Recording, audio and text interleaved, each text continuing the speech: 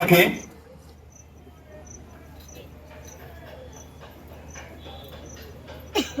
अपनी बात शुरू करने से पहले इस बहुजन समाज में जन्मे सभी संतों गुरुओं महापुरुषों को नमन करते हुए, जिसमें से खासकर शिक्षा के अग्रदूत महात्मा ज्योतिराव फुले, आरक्षण के जनक छत्रपति साहूजी महाराज और इस देश के अंदर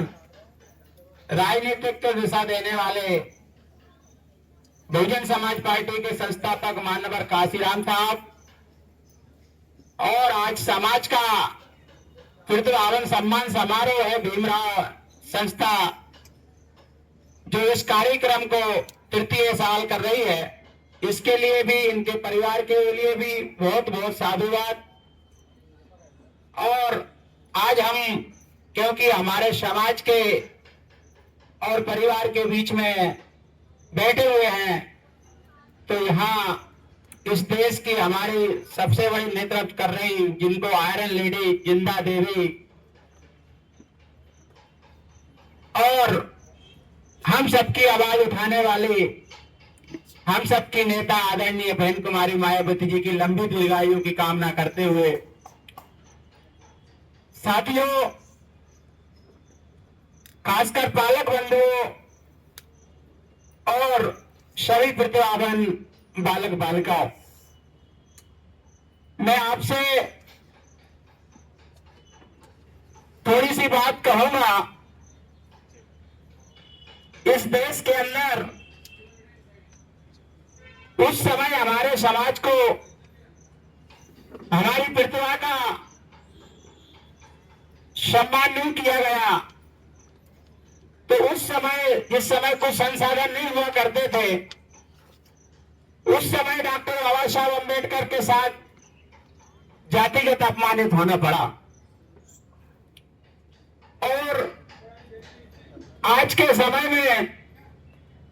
आपके पास सारे संसाधन है, सब सुविधाएं हैं, गाड़ी घोड़े हैं, अच्छे अच्छे बड़े बड़े शहरों में आप रह रहे हैं। अगर इसके बाद अगर हम कम पड़ जाते हैं, किसी भी कार्य में कम रह जाते हैं, तो फिर गलती बाबा साहब अम्बेडकर की नहीं है, गलती हमारी है। क्योंकि बाबा साहब अम्बेडकर ने कहा था, और हमारे महापुरुष भी कहते हैं कि हम गरीबी में पैदा हुए हैं, ये हमारे बस की बात नहीं है, और अगर गरीबी में मर जाए तो ये हमारे बस की बात है। इसलिए अब आपको डिसाइड करना है, और ये उज्जवल भारत के हर एक इतिहास के पन्नों में हमारे समाज का नाम रोशन आप लोगों के मस्तिष्क पर हम देखना चाहते हैं। क्योंकि इस देश के अंदर हमारा समाज इतनी कमजोरी से उभरकर और देश के आधे भारत का उत्तर प्रदेश राज्य जैसे में हमारे समाज ने शासन कर लिया, तो हमको वो दिल्ली के रास्ते पर जाना है, जहां पर हमारे हक अधिकार, क्योंकि इस देश को चलाने के लिए सारे भी विधान कानून विधानसभा और लोकसभा में बनते हैं, तो हमको पढ़ने के साथ साथ ही जब हमारे सपनों में और हमारे समाज के लिए, समाज सेवा करने के लिए हमारा मन भाव जागृत होगा,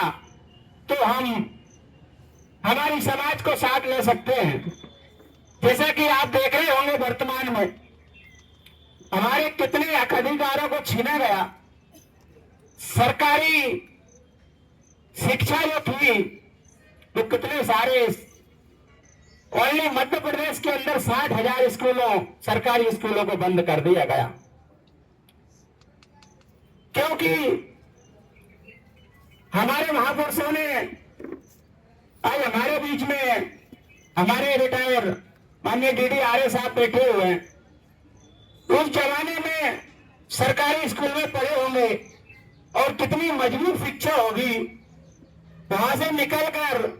और आज रिटायरमेंट होकर भी हमारे बीच में समाज की सेवा में लग गए, क्योंकि इनके अंदर पीड़ा थी, इनके अंदर पीड़ा थी कि हमारे समाज में हम थोड़े, हमारे माँ बाप जागरूक थे और हम थोड़ी सी जागरूकता हम लाए तो हम नौकरियों में चले गए। लेकिन आज वो लोगों के दिमाग में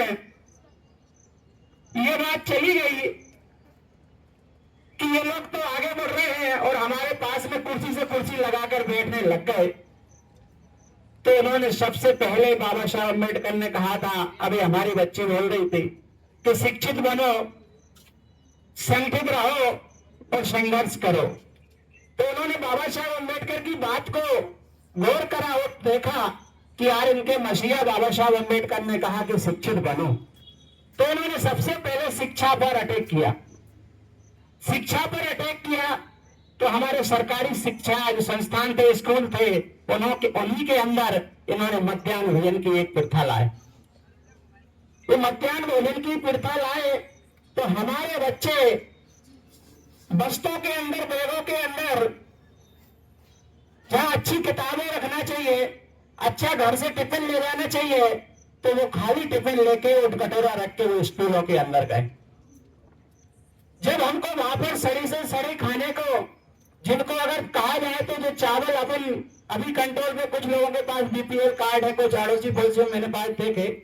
तो वो चावल ऐसा मिलता है कि जिनको बोले बेचते उधर ही नहीं, उनको बेच खरीदने वाले गली गली में चिल्लाते रहते।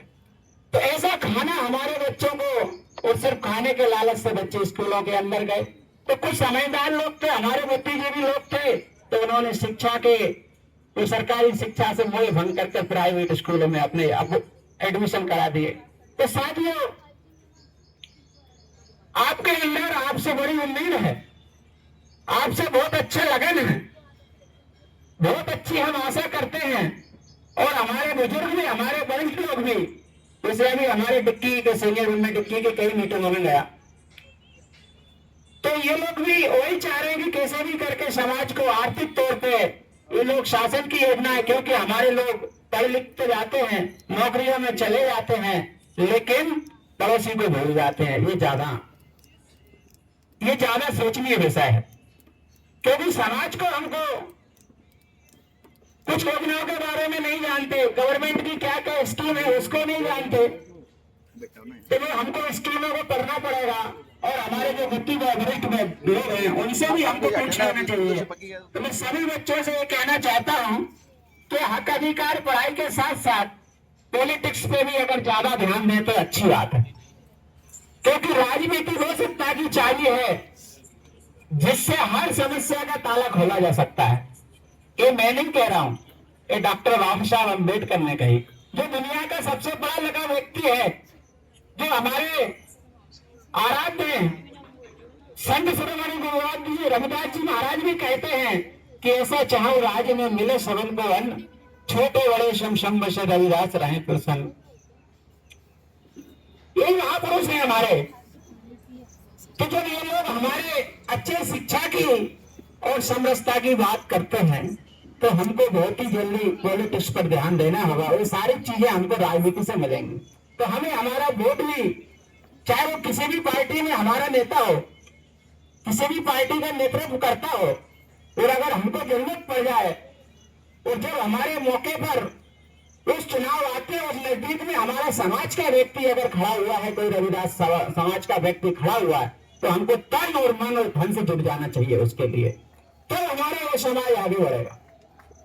तब हम आगे ले जा पाएंगे उस समाज को, और तभी हमारे ये बच्चों की प्रतिभा और ज्यादा ऊपर निखरेगी। तो ऐसी आशा और उम्मीद में करता हूं। सभी लोगों से एक बार कहना चाहूंगा कि एक बार अपने संबोधन में जय भीम का नारा लगाएं। जय भीम, जय भीम, जय भीम, जय भीम, जय भीम। इसी आशा और उम्मीद से मैं आशा करूंगा कि आप लोगों ने मेरी बात को सुना होगा। जय भीम, जय भारत। बहुत बहुत धन्यवाद आदरणीय कन्नौजी साहब, आपने अपनी बात को हमारे बीच में रखा। काफी आपकी बात में तेजस्वी बात रही है। अगली कड़ी में मैं हमारे बीच में उपस्थित